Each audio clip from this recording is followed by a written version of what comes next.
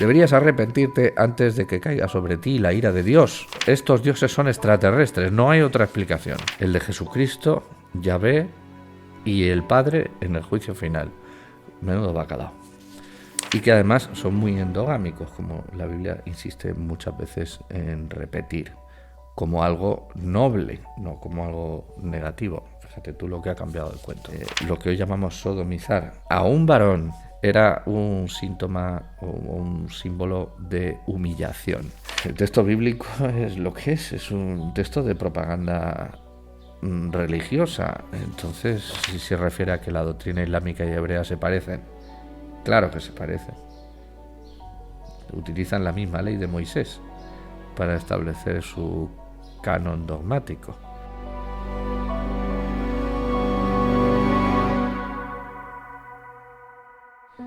Iniciamos aquí una sección diferente. La inauguramos hoy comentando comentarios. La llamaremos apéndices para tratar asuntos que suscitan interés. Me ha parecido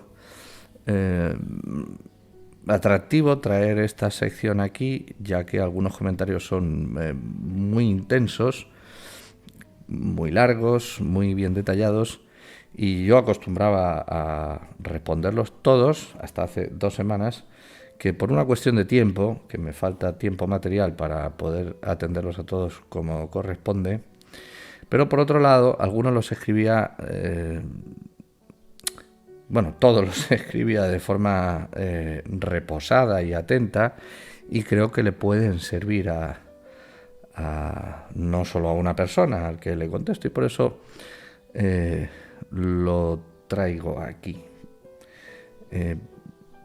Seguiré atendiendo, no obstante, a consultas y comentarios que merezcan una reflexión más atenta en ensayo aparte o de una forma más, más analítica y más reflexiva. Y estos de aquí no, van a ser improvisados, sin guión, y por lo tanto van a ser, puedo equivocarme, no van a ser comentarios con una reflexión. Iremos cogiéndole el tono juntos entre tú y yo, y si es de tu interés, pues aquí estará la sección, y si no, pues la abandonamos.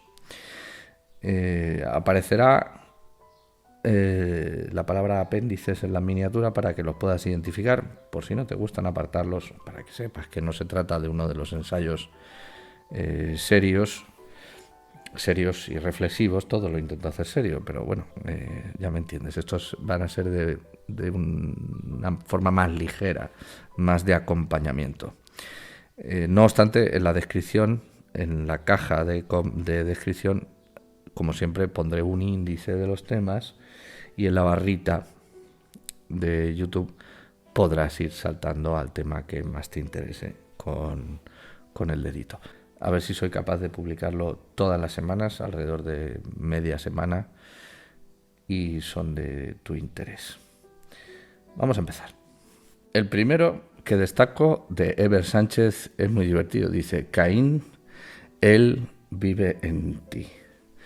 Ya sabemos tú y yo a qué se refiere. Ori Santana: yo entiendo la gloria de Dios como una mala traducción de Kabod. Su Kabod era el vehículo en el cual se movía Yahvé, ya que ésta se manifestaba como una columna de nubes durante el día y de fuego durante la noche. Cuando descendía, incluso hacía temblar la tierra. Hay muchos versículos más adelante donde se habla de ella como un objeto, no como algo intangible. Y en el libro de Ezequiel se describe su gloria, la cual se mueve como un rayo de un lugar a otro. El lenguaje primitivo de la época no permitía describir con más precisión algo a lo que estamos acostumbrados a ver hoy en día. Y Joel le sigue el rollo y le dice que no está lejos de la verdad.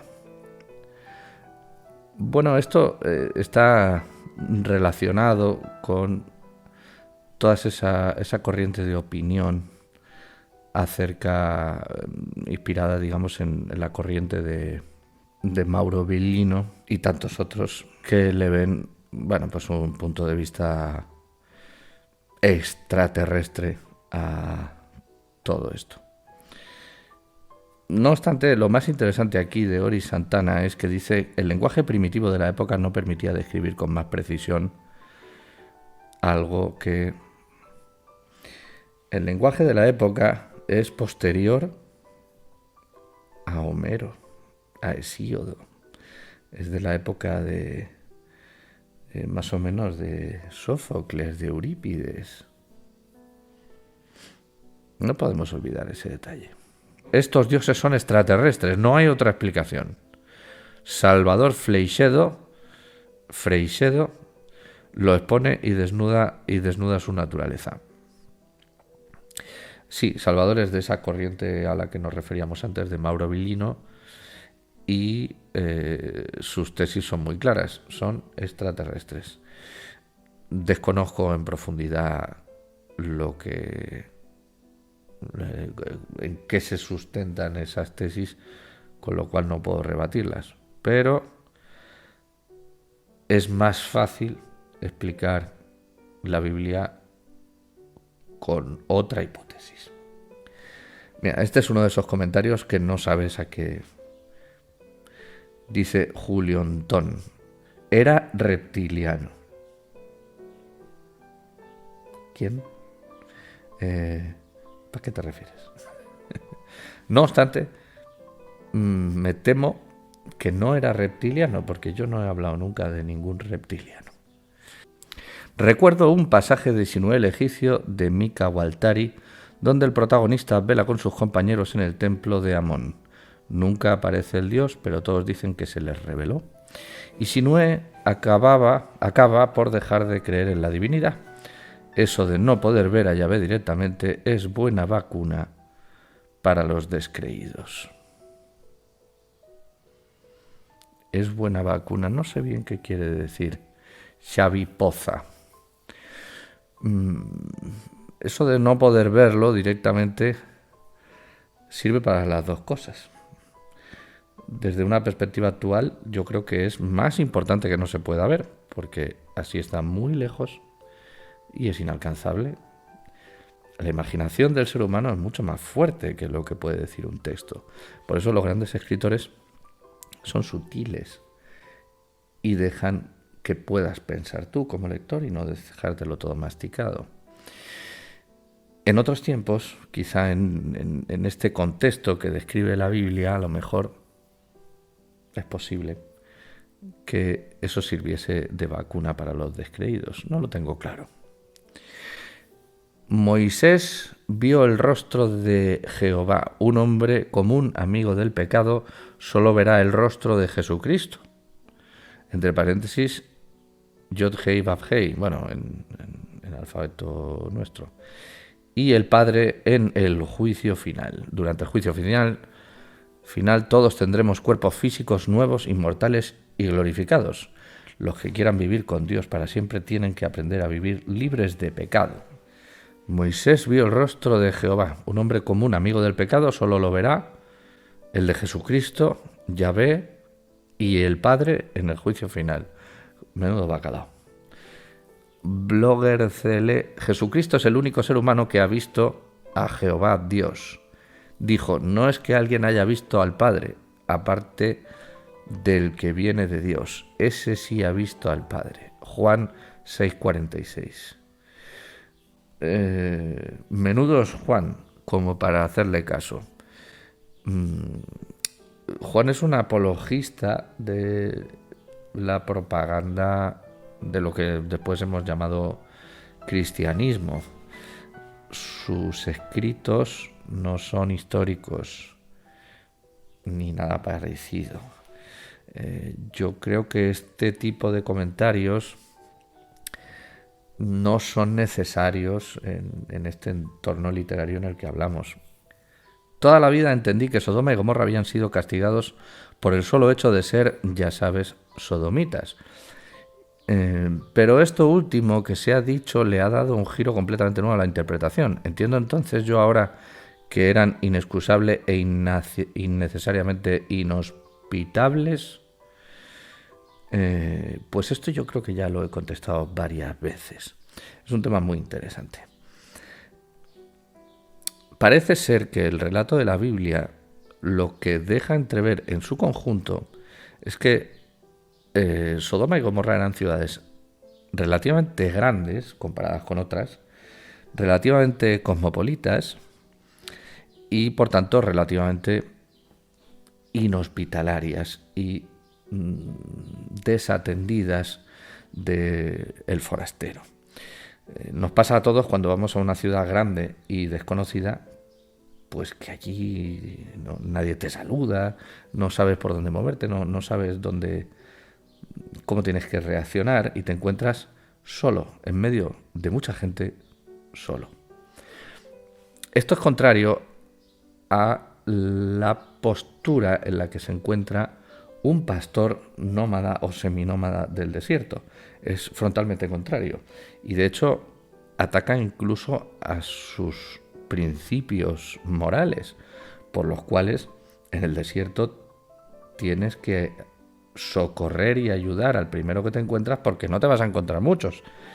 Y si no le das un vaso de agua al viajero en tu casa cuando pasa por delante de tu tienda, pues igual se muere. A lo mejor eso es lo que necesita. En esa línea, lo que describe la Biblia está muy lejos de entender cómo funciona una civilización cosmopolita. Ellos acostumbrados a regirse, los personajes que describe el texto, por lazos sanguíneos muy estrechos, una cultura patriarcal en el sentido de que hay un jefe, un patriarca, que es el que dirige, y que además son muy endogámicos, como la Biblia insiste muchas veces en repetir, como algo noble, no como algo negativo. Fíjate tú lo que ha cambiado el cuento. Y en ese sentido, Sodoma y Gomorra eran símbolos de una ciudad cosmopolita. Se ubican, según el cuento bíblico, el cuento en el mejor sentido, según lo que cuenta la Biblia, se ubican en la zona de Mesopotamia. Y probablemente ese fragmento estuviera escrito después del exilio babilónico, cuando ya el pueblo hebreo está consolidado y ya ha sufrido el castigo de la poca hospitalidad de esas grandes ciudades como Babilonia. Y el tema de la sodomía se mezcla aquí de una forma extraña. Es verdad que el paso del tiempo ha cristalizado ese término, la sodomía o los sodomitas, como sinónimo de homosexual. Y la sodomía, pues tú ya me entiendes, ¿no? El caso es que eso ha sido una mala interpretación y seguramente muy posterior. En la Biblia no hay síntomas de que eso sea así, de que se critiquen por eso y sí, porque son poco hospitalarios. El asunto, y ya esto ya lo he explicado alguna vez anterior, es que antiguamente, en muchas culturas, en esa antigüedad muy arcana, había muchas culturas en las cuales lo que hoy llamamos sodomizar a un varón era un síntoma o un símbolo de humillación que se solía hacer con los vencidos en el combate y por extensión con otras personas a las que querías someter, humillar y quitarles la virilidad, quitarles pues lo que tienen de varoniles, no así a las mujeres, que no tiene el mismo sentido. De alguna forma, con tu virilidad le quitas la suya, pero no con un deseo carnal por detrás. Eso no podemos entenderlo de esa manera. Podríamos extendernos sobre este tema muchísimo con ejemplos antropológicos, pero bueno, eso que requeriría otra reflexión. Yo creo que este tema ya lo hemos tratado varias veces, pero en fin, está bien repetirlo porque suscita mucho interés. A lo mejor tengo que hacer un vídeo solo de esto. Ezequiel 16:49. He aquí que esta fue la maldad de Sodoma tu hermana, soberbia, saciedad de pan y abundancia de ociosidad tuvieran ella y sus hijas, y no fortaleció la mano del afligido y del menesteroso. Esto enlaza con lo que decíamos antes. Por eso fue, no por falta de hospitalidad. Ah, vaya. Hay que ser muy ciego para creer esa majadería. Bueno, en fin. Creo que es posible que veas que esa saciedad de pan, abundancia de ociosidad y soberbia, el que lo cuenta lo ve reflejado en su falta de hospitalidad. En fin, no sé. Walter Cárdenas, que hace muchos comentarios. ¿Por qué las editoriales tendrán tanto miedo de dar las verdaderas significados e interpretaciones a la Biblia?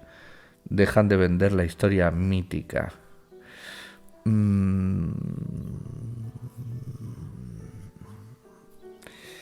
Puede que tengas razón, que sea una cuestión de clientela. La mayor parte de los que compran una Biblia son fieles, no son ateos o gente interesada por la literatura o cosas así. No, suelen ser fieles. Y si desmontas un poco pues la estructura dogmática de determinadas confesiones religiosas, pues pueden pensar que se desmonta con ellos la fe. Puede ser. No sabría qué decir. Quizá tenga razón Walter. No obstante, hay Biblias que se olvidan de esto y se hacen para los que estudiamos la Biblia, con independencia de tus creencias. Hay que recordar que hay muchos, y algunos ven este canal, hay muchas personas religiosas, profundamente religiosas, que el hecho de entender cómo está escrito el texto bíblico y hacer un análisis crítico de él no les impide mantener una fe, al revés, les ayuda a solidificar su fe en bases más firmes, que yo creo que es lo que toca. Dice Jaime Benjamín, o Jaim, no sé cómo se pronuncia. En Números 16:13 los israelitas llaman a Egipto, de donde salieron, tierra de leche y miel. Se adelantaron así a la promesa de leche y miel en la tierra prometida. Sí, claro, no lo entendía. Lógicamente es una locución que evoca lo que quiere decir, ¿no? Una tierra libre de trabajos donde la comida fluye de forma natural. Esto ya lo expliqué en uno de los vídeos, bueno, hice alusión a ello, que enlaza con la maldición del Edén que le cae a Adán por el pecado del fruto prohibido, de trabajar para ganarse el pan, de alguna forma, ¿no? Para ganarse la comida. Una tierra de leche y miel es, de alguna forma, una manera de entender el paraíso, un sitio donde no hay que trabajar para comer. Desde una perspectiva antigua, ¿qué otra cosa es un paraíso? Ahora lo tenemos diferente, hay mucha gente que come sin trabajar, pero no es así en la naturaleza. Para comer y sobrevivir te tienes que esforzar. Pero la misma Biblia dice que Moisés hablaba cara a cara. Claro, es que esto está escrito en mayúscula, que es una de las faltas de ortografía graves, porque es una falta de ortografía cada letra. Así no se puede leer bien. Y encima es un taco. Y menos de amor ni misericordia. Bueno, así no. Recuerdo que hay unas bases, unas normas de cortesía para poner comentarios. Una de ellas hace referencia a la ortografía. Alguien me ha me ha señalado alguna vez que no es buena idea. Yo creo que sí, porque se trata de la cortesía. Las faltas de ortografía se pasan por alto, sobre todo cuando se escribe con el móvil, porque el móvil corrige lo que quiere y si vas un poco rápido, pues no te das cuenta y escribes tonterías. Pero es una cuestión de cortesía. Tú te esfuerzas en que el mensaje sea claro para que el otro lo interprete. El que tiene que hacer el esfuerzo es el emisor, no el receptor. El receptor puede hacer un pequeño esfuerzo, pero eres tú el que quieres dar el mensaje. Si no te esfuerzas, ya empezamos a pasar por encima criterios de buena educación, y eso no se puede. En fin, ahí se queda el comentario por si alguien no lo voy a borrar. Pero bueno, no es el camino. No es el camino. Luis nos dice: no se sabe si existe o no existe, pero lo que es seguro que el bíblico no es. A esto me refería con que arranca el comentario de una forma completamente descontextualizada, con faltas gramaticales, y cuesta entender. Parece ser que lo que quiere decir Luis es que ¿por qué no podemos ver el rostro de Yahvé? Y él dice que no se sabe si existe o no existe Dios, pero lo que es seguro es que el Dios bíblico, el que retrata la Biblia, no es. Dice que fue creyente y desde hace un año ya no. Perdí tiempo esperando a un Jesús que prometió el fin en su generación y era mentira. Bueno, sí, a ver, el texto bíblico es lo que es un texto de propaganda religiosa, entonces no podemos analizarlo literariamente de otro modo. Hay gente que necesita ese tipo de apoyo y espiritualmente le viene bien, y gente que no, como parece ser Luis, que espera que se cumpla lo que allí pone, y eso no pasa, obviamente. Pero es una obra literaria muy apasionante, Luis, que además yo creo que, como dice Mauro Villino, con otro tono, no habla de Dios. Dios es una cosa inalcanzable. Yo siempre digo que no tengo ni la más remota idea de qué es Dios ni cuál es su naturaleza, y desconfío muchísimo de las personas que creen que sí. Y me molesta, por decirlo de una forma fina, las personas que intentan imponerme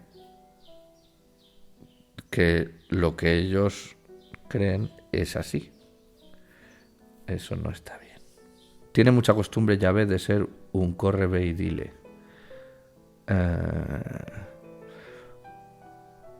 Yo creo, Eva se refiere a que Yahvé manda a Moisés que vaya a decirle a Aarón, que vaya a decirle al pueblo, se refiere a eso. Creo que corre ve y dile es Moisés. El que va es el corre ve y dile. Ronnie Hernández también hace un comentario de esos que están faltos de contexto. Ejemplo de similitud con la doctrina islámica y hebrea. ¿Cuál? ¿El qué? ¿Cuál es el ejemplo? No sé si se refiere a que la doctrina islámica y hebrea se parecen. Claro que se parecen. Utilizan la misma ley de Moisés para establecer su canon dogmático. ¿Cuál es la sorpresa? Juan Gabriel, ¿por qué no podremos ver el rostro de Yahvé? Porque no existe carita sonriente. Evidentemente no ha visto el vídeo y no sabe de qué estamos hablando. Y claro, en ese sentido el vídeo se llama ¿Por qué no podemos ver el rostro de Yahvé? Tú ya sabes, ¿no? Aquel pequeño ensayo. Isael, ¿qué nombre? Isael nos dice: el vídeo se debería llamar Las promesas no cumplidas o tardemente cumplidas. Terminé mareado esperando porque no se puede ver el rostro de Dios.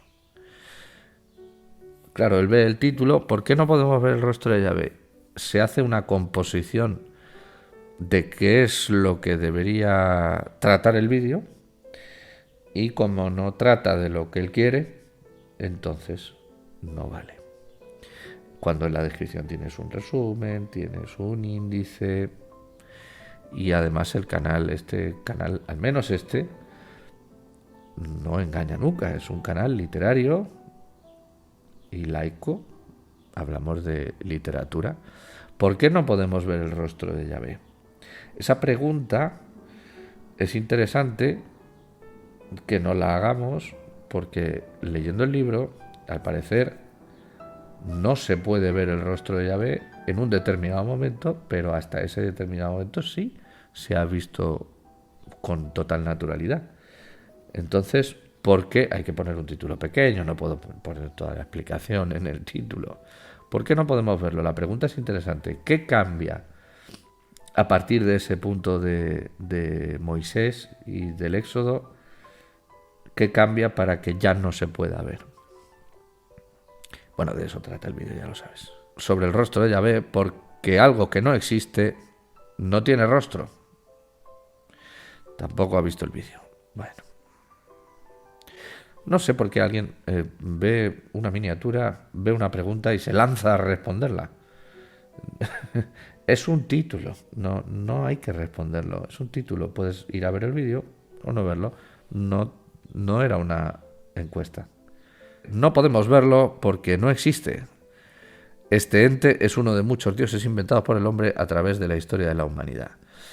Pues, Alambrada, sé que no vas a ver este comentario mío, pero me apuesto 3 talentos de oro a que no has visto ni el primer minuto del vídeo, porque en la introducción ya ubico al lector para entender que estamos hablando de un resumen literario de la Biblia, como siempre hago, y de una forma muy honesta.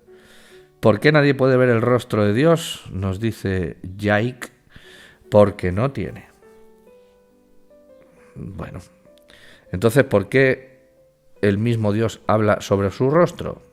Porque sus palabras van dirigidas a quienes las entienden y las disciernen, no humanamente, sino espiritualmente. Ellos entienden el mensaje correcto. Me gusta mucho que hay personas que creen que conocen el mensaje correcto de las cosas divinas. Deben ser personas de una altura muy superior a las demás y que nos tienen a los demás por imbéciles, que no somos capaces de entender en qué consiste la naturaleza divina y cómo es. Yo desde luego soy uno de ellos y me confieso el primero, porque no tengo ni la más remota idea de si existe Dios o no, ni de cómo es. En esa misma línea, Asno nos dice, la escritura sagrada no necesita guión, en lugar de puntos, él pone guiones. Pues estéticamente es más elegante. No necesita defensores e interpretadores externos, aquí una coma, porque ha sido inspirada por guión el Espíritu de Dios guión. Y nosotros los creyentes sabemos de nuestro primer maestro Jesús que toda palabra que se habla en contra del Espíritu Santo nunca será perdonada. Ahora, yo no sé si tú estás haciendo eso. Nosotros los creyentes sabemos estas cosas. ¿Qué te hace pensar? Asno, se llama Asno hombre, vaya. ¿Qué te hace pensar que yo no estoy inspirado por Jesucristo? No necesita defensores e interpretadores externos. ¿Externos? ¿Qué quiere decir? Los internos sí los necesita. ¿Qué interpretadores son internos? Todos somos externos. Y no necesita defensores e interpretadores. ¿Y por qué te esfuerzas en defenderla? En fin, Asno hombre. Esto es un canal literario. No necesita la Biblia defensores, estoy de acuerdo, y interpretadores tampoco, pero déjanos en paz que leamos el libro que nos gusta leerlo y entender lo que pone y pensar en cuál debió ser la intención del autor cuando escribía. Leer consiste en eso, en interpretar lo que el autor quería decir. Por ejemplo, cuando lees un prospecto de un medicamento, lo que tienes que interpretar es que el autor te está escribiendo cómo deberías tomar ese medicamento en función de tus circunstancias y características físicas, para que te haga el mejor efecto posible y no mal. Y te avisa de las contraindicaciones por si acaso te pasa algo de eso, que sepas que estabas avisado. Y de hecho, una parte de esa intención está en quitarse responsabilidad por si luego vienes a decir, es que me he tomado esto y me ha sentado mal. Te avisé. Esa es la intención.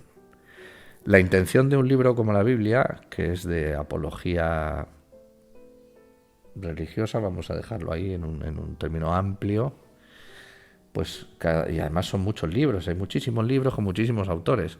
Bueno, pues cada uno de ellos, en cada una de sus épocas, tenía una intención. Y analizar esa intención, pues a lo mejor a ti no te interesa, pero a nosotros sí.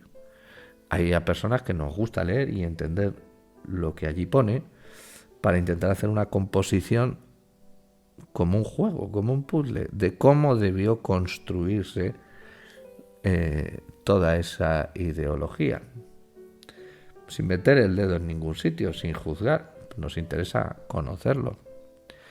No estamos hablando de Dios, ni del Espíritu Santo, ni de Jesús, ni de Job. Estamos hablando de literatura. Calma. Este me encanta. De Miguel. Estás haciendo el trabajo del diablo. Habla en relación al primer episodio de nuestro resumen de la Biblia, donde explicábamos Génesis 1 y 2. Un análisis literario, como ya sabes, de esos 2 capítulos del primer libro de la Torá. Estás haciendo el trabajo del diablo, intentas confundir en lo que te sea posible. Tomar la Biblia para dejar tu interpretación amañada es constituirse enemigo de Dios directamente. No importa lo sutil y la suavidad de tu voz. En realidad quieres sembrar dudas con tus distorsiones mal intencionadas. Deberías arrepentirte antes de que caiga sobre ti la ira de Dios por atreverte a dar tu propia verdad de los hechos. ¿Quién eres tú para hablar de lo que tú crees? No eres el único haciendo este trabajo. Gracias a estas cosas, mucha gente sin discernimiento terminan rechazando la palabra de Dios por completo. Pero estas acciones de tu parte no quedarán sin castigo. Y lo sabes. Y lo sabes perfectamente. Ay, Miguel.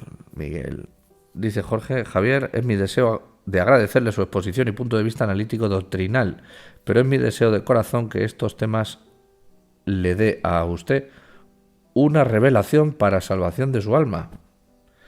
Vaya, gracias Jorge. Y conocer a Jesucristo, fuente de salvación y vida eterna. Sin Jesucristo no hay fundamento ni revelación. Saludos desde Argentina. Pues gracias. Pero ¿por qué dudas de que yo no he tenido ya la revelación adecuada? Heráclito Perseidas, sobre el rostro de Yahvé, nos dice: Dios lejano, un culto centralizado y una obediencia sin fisuras. Una cita textual del vídeo. No en vano, efectivamente no en vano, sus acólitos autodenominados siervos de su Dios y su culto dirigido por pastores que guían feligreses como un rebaño, es decir, sin voluntad propia, y donde separarse de él acarrea graves consecuencias. Visionar este capítulo en Semana Santa no deja de tener su aquello, aunque el personaje central de esta sea del Nuevo Testamento. Bueno, de esto hace 9 días ya viste que también teníamos los 2 pequeños ensayos de la Semana Santa, de la Pascua judía, Pesaj, y luego de la evolución literaria de la Semana Santa a través de las cartas de Pablo y los evangelios. Ahí ya con Jesús. Pues sí, Heráclito nos hace ver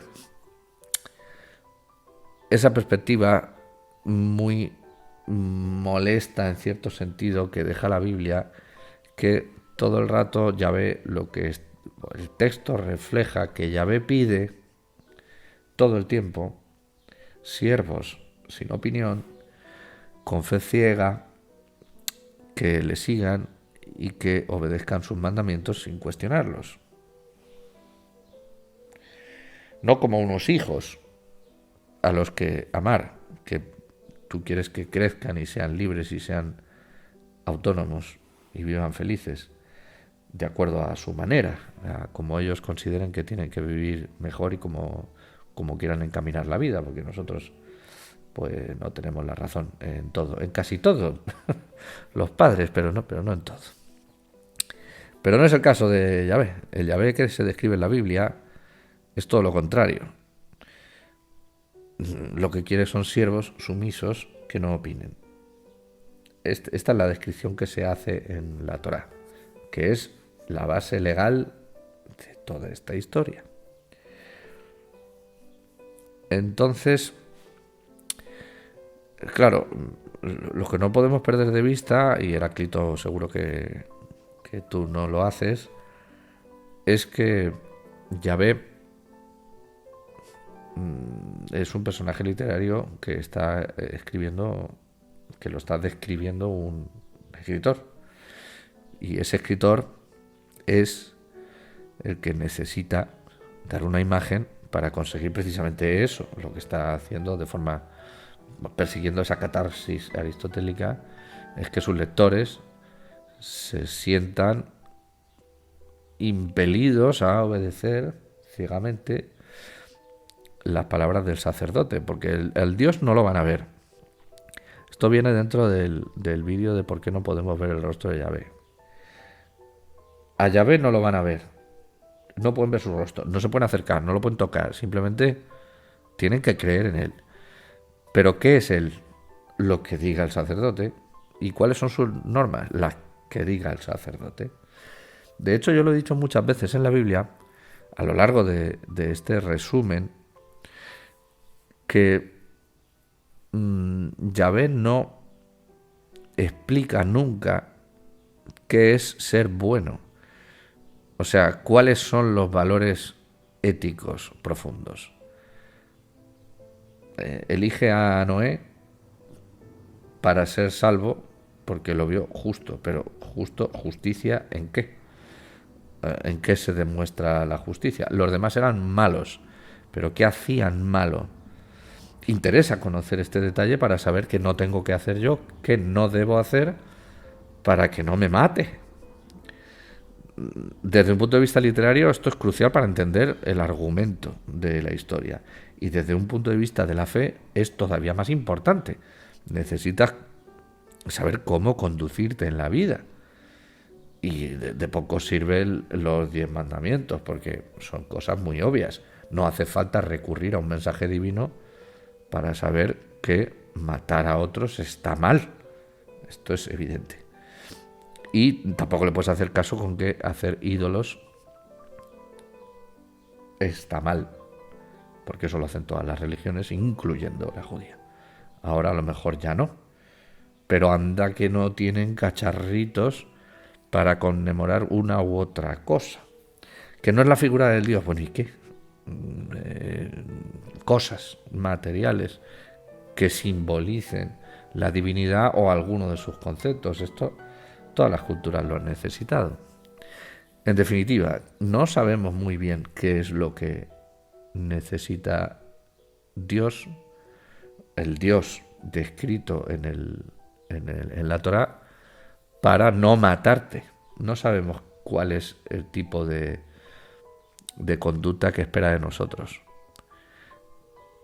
Pero lo que sí tenemos claro es que quiere que seamos sumisos y obedientes.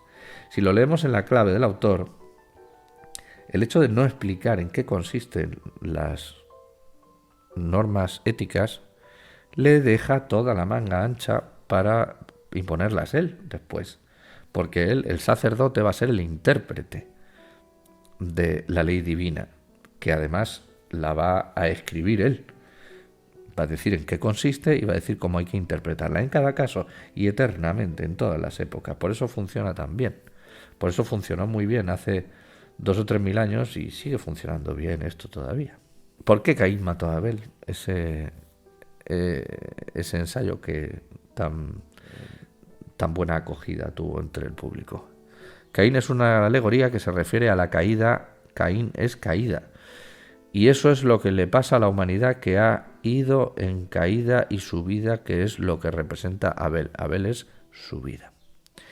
Esto crea la dualidad del bien y del mal, hasta llegar a la vida de Jesús, como no podría ser de otro modo, que termina la dualidad. Aquí ya se acaba. Jesús representa la unicidad. ¿La subida y la caída?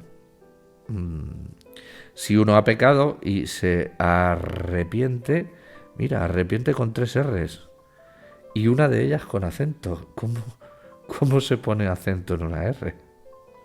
¿Tú sabes? Yo no sé hacerlo. Si uno ha pecado y se arrepiente de corazón, rompe con la ley de la dualidad, sus pecados son perdonados y se libera a través de Jesucristo, el liberador de los pecados. Guillermo, agradezco tu reflexión, es muy interesante, pero a lo mejor no es este el lugar para exponerla.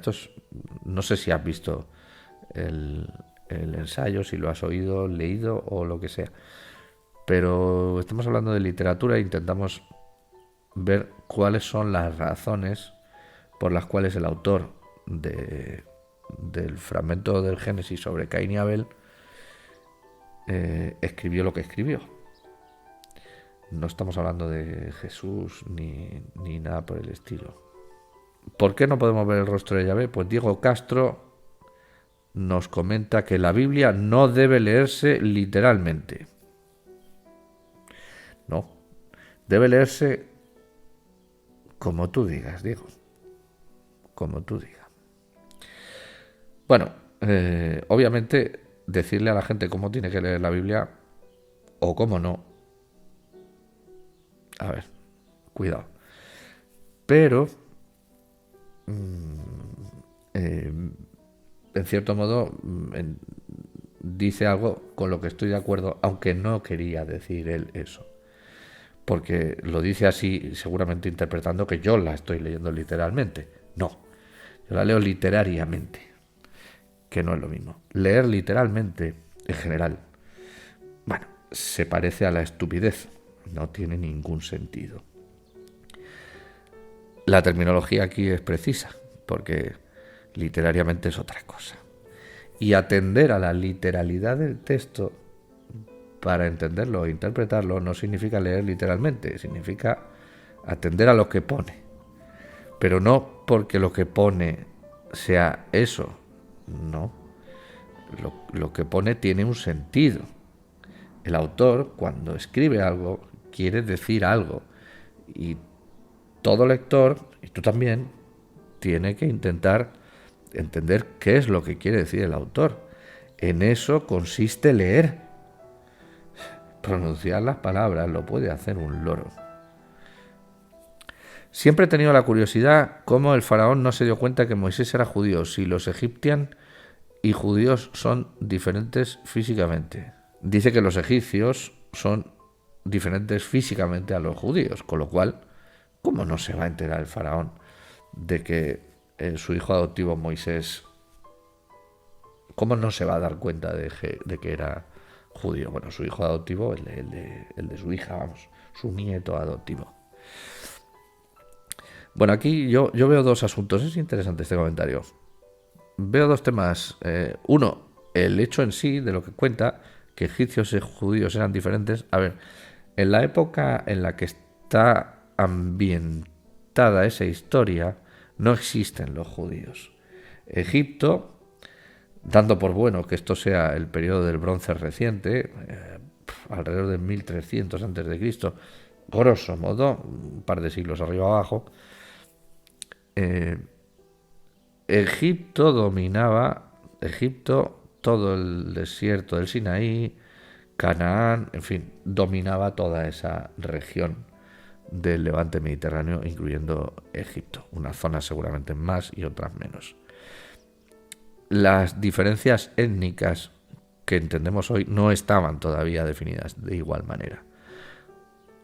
No creo que fuese tan sencillo identificar a un judío de un egipcio, entendiendo lo que quiere decirnos este comentarista. Aunque egipcios y judíos como tal, o al menos judíos como tal, no existieran. Pero en todo caso, aún hoy en día, pues si tú me dices que puedes distinguir a un egipcio por la vista o un judío,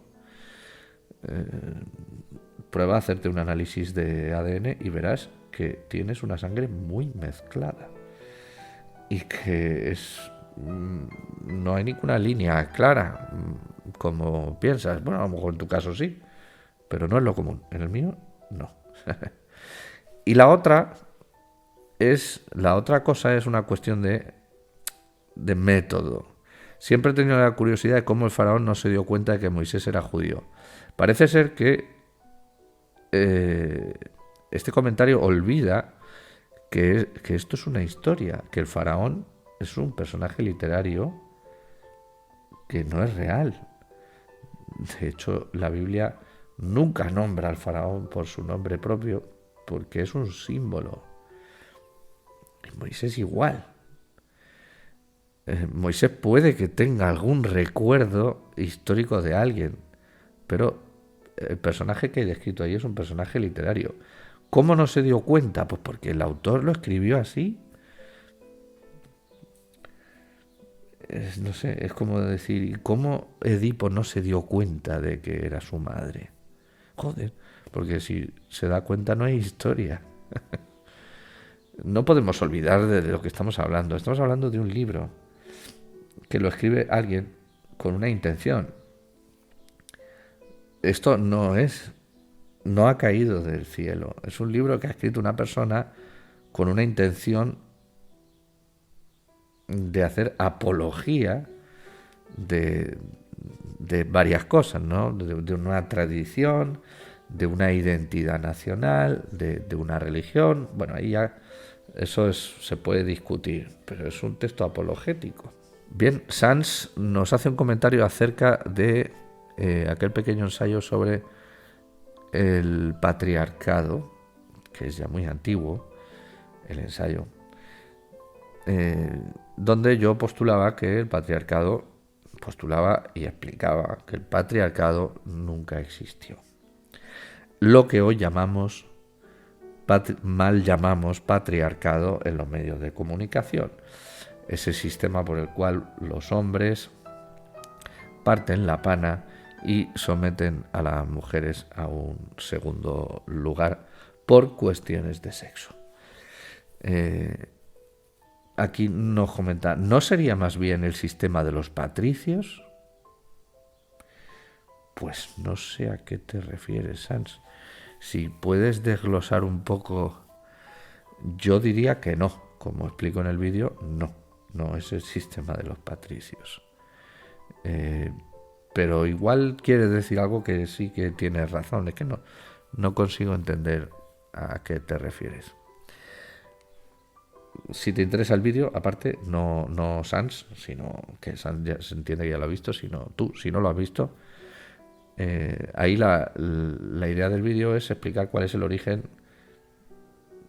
lingüístico, literario, etimológico de la palabra patriarcado y de todas las raíces que podemos estirar de él hasta su origen más antiguo, desde el proto-indoeuropeo, para descubrir que el patriarcado, en la acepción que lo entiende ahora la prensa y todas estas corrientes ahora tan amables políticas que corren por el mundo occidental, eso es un invento del siglo XXI.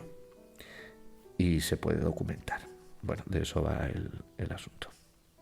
El orden de nacimiento es el más obvio y evidente. Hablamos de las 12 piedras y las 12 tribus. Pero llegué al final y ¿qué me encuentro? Venga, proponte una gema para el Leshem, anda. No sé cuál de las más históricas o comerciadas no está. ¿Qué gema encaja mejor con la tribu 8? Por otra caña y te quedaría debiendo 3. Lupe, por cierto, es escritor también. Así que a ver si pronto nos deja leer a todos esa obra tan interesante sobre la Eva bíblica que tiene entre manos. Lupe es uno de los mecenas de este canal. Tengo que aprovechar el caso para recordarte que puedes serlo tú también si todavía no lo eres. Hay que darle al botoncito de unirte. Te pongo aquí la pantalla. En ese botoncito puedes hacerlo con la condición de escriba, escritor o poeta, según pues los galones que te quieras poner, que hacen referencia a capacidad económica y diversos privilegios. Lupe hace referencia a que en las 12 piedras del pectoral del juicio, cuando analizamos la piedra octava, el texto, resulta que el texto en hebreo dice Leshem y en griego dice algo muy parecido en la Septuaginta, que es el texto más antiguo que tenemos, y hay gente que lo ha intentado no traducir o adaptar un poquito a su idioma. ¿Por qué? Porque no sabemos qué es Leshem. Y porque Leshem en la Biblia es un hapax. Un hapax es una palabra que aparece una sola vez en un contexto, o bien en un idioma, o bien en una lengua, o bien en una obra. Esto es un hapax por antonomasia, un hapax en hebreo.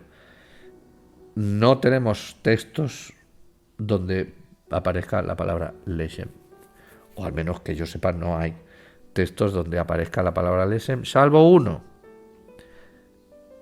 el Éxodo, y aparece una vez, con lo cual no sabemos lo que significa, porque el contexto no permite adivinarlo. Simplemente el texto enumera las 12 piedras del pectoral del juicio sin nada. Evidentemente Lupe está bromeando y no me pide que me moje directamente.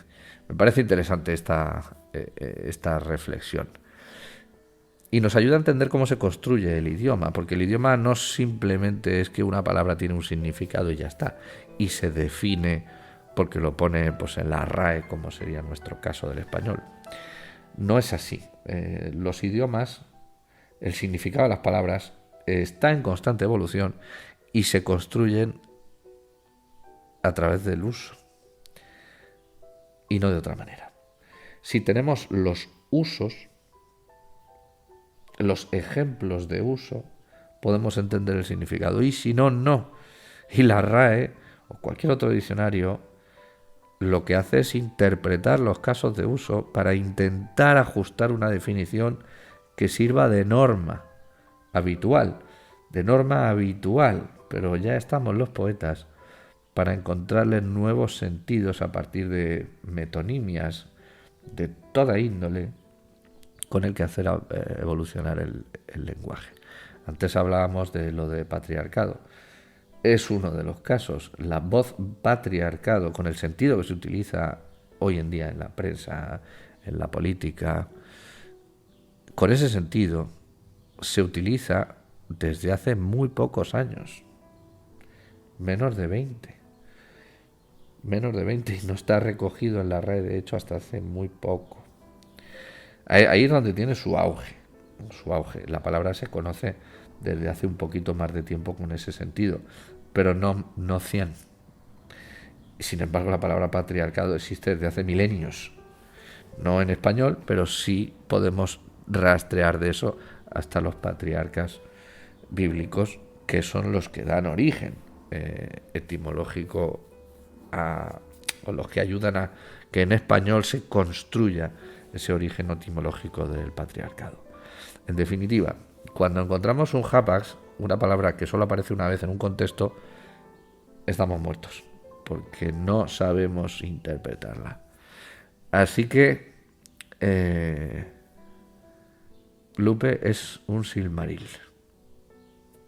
A colación de el episodio 26 sobre el becerro de oro, Lupe, de nuevo, nos dice: Aarón fue un ingenuo, o todo estaba planeado para hacer una buena purga y cortar de raíz cualquier intento de tener ideas propias. Tal vez es eso. Con la típica, se imagina Luis: agradezcan que pocos maté, porque él quería que los exterminara a todos. Sobran comentarios, ¿no?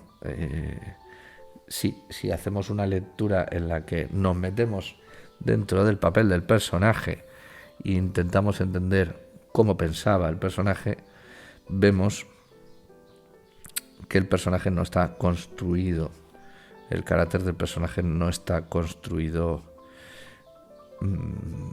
de la forma más elegante posible. Me gusta mucho este tipo de comentarios. Felipe Flores siempre pone saluditos. Y yo lo agradezco mucho, porque no solo es que te devuelvo, Felipe, los saluditos, es que lo hace para animar al algoritmo de YouTube a que piense que este vídeo tiene más interés del que realmente suscita. Lo vea más gente, y es la forma que tiene Felipe de darme las gracias por el trabajo. Así que, Felipe Flores, a ti. Y lo dejamos con el siguiente, de Ennio Rebeco. Nos dice acerca del ensayo de Yahvé, Baal y el becerro de oro, uno de los que más me gustan a mí personalmente, de los más complejos y los que más me ha costado de hacer, que creo que tienen material original más interesante. Dice: ilustrador original y esclarecedor. Sigue en esta línea, apreciado Javier. Yo aún no entiendo por qué tus vídeos no tienen 100K. Pues gracias, Ennio. Y yo te voy a explicar por qué. Porque no hay tantas personas como tú.